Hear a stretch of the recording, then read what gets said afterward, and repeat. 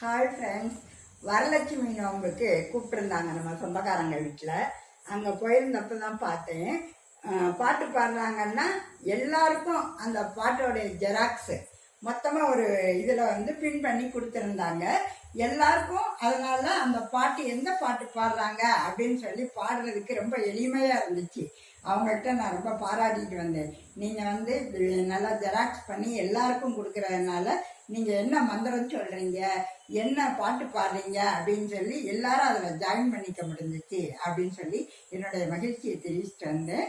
அதே மாதிரி திருப்பி எல்லாரும் அந்த ஜெராக்ஸ் காப்பியை அவங்க வீட்டிலேயே ரிட்டர்ன் பண்ணிட்டு வந்தாங்க. அதுதான் நம்ம மக்கள்கிட்ட பாராட்ட வேண்டிய ஒன்று.